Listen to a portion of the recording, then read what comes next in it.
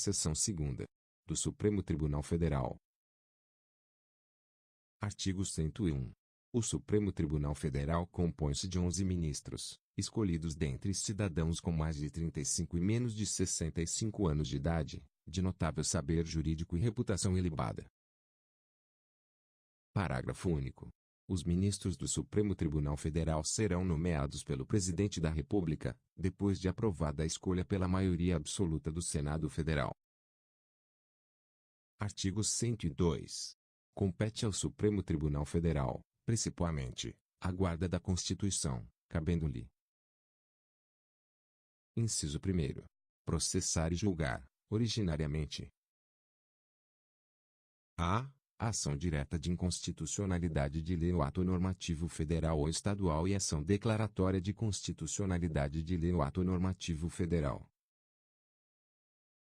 B. Nas infrações penais comuns, o Presidente da República, o Vice-Presidente, os membros do Congresso Nacional, seus próprios ministros e o Procurador-Geral da República. C. Nas infrações penais comuns e nos crimes de responsabilidade, os ministros de Estado e os comandantes da Marinha, do Exército e da Aeronáutica, ressalvado o disposto no artigo 52, inciso 1º, os membros dos tribunais superiores, os do Tribunal de Contas da União e os chefes de missão diplomática de caráter permanente.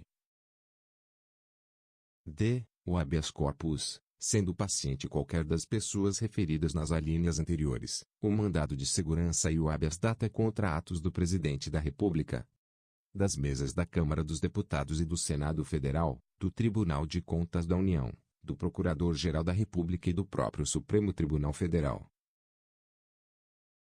I. O litígio entre Estado estrangeiro ou organismo internacional e a União, o Estado, o Distrito Federal ou o território.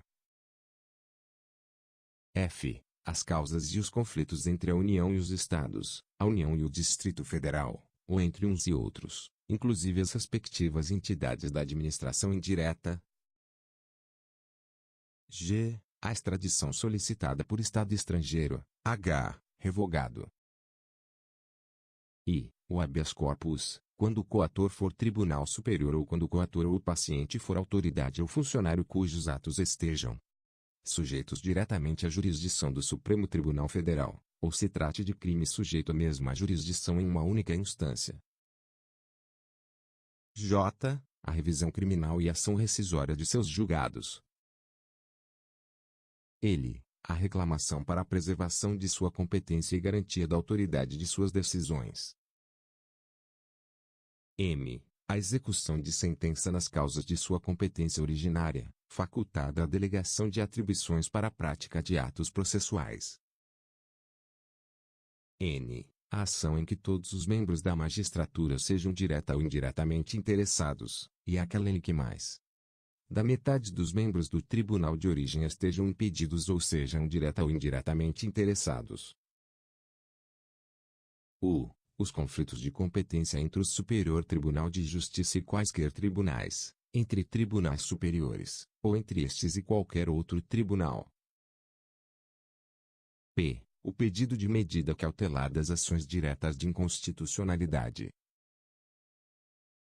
Q. O mandado de injunção, quando a elaboração da norma regulamentadora for atribuição do Presidente da República, do Congresso Nacional, da Câmara dos Deputados, do Senado Federal, das mesas de uma dessas casas legislativas, do Tribunal de Contas da União, de um dos tribunais superiores, ou do próprio Supremo Tribunal Federal. R. As ações contra o Conselho Nacional de Justiça e contra o Conselho Nacional do Ministério Público. Inciso 2º. Julgar, em recurso ordinário. A. O habeas corpus, o mandado de segurança, o habeas data e o mandado de injunção decididos em única instância pelos tribunais superiores, se denegatória a decisão. B. O crime político. Inciso 3º. Julgar, mediante recurso extraordinário, as causas decididas em única ou última instância, quando a decisão recorrida a. Contrariar dispositivo desta Constituição. B. Declarar inconstitucionalidade de tratado ou lei federal. C. Julgar válida a lei ou ato de governo local contestado em face desta Constituição.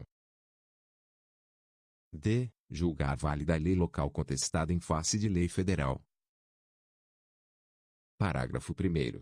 A arguição de descumprimento de preceito fundamental, decorrente desta Constituição, será apreciada pelo Supremo Tribunal Federal, na forma da lei.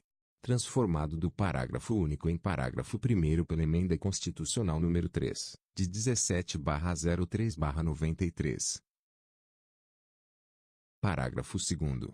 As decisões definitivas de mérito, proferidas pelo Supremo Tribunal Federal, nas ações diretas de inconstitucionalidade e nas ações declaratórias de constitucionalidade produzirão eficácia contra todos e efeito vinculante, relativamente aos demais órgãos do Poder Judiciário e Administração Pública direta e indireta, nas esferas federal, estadual e municipal.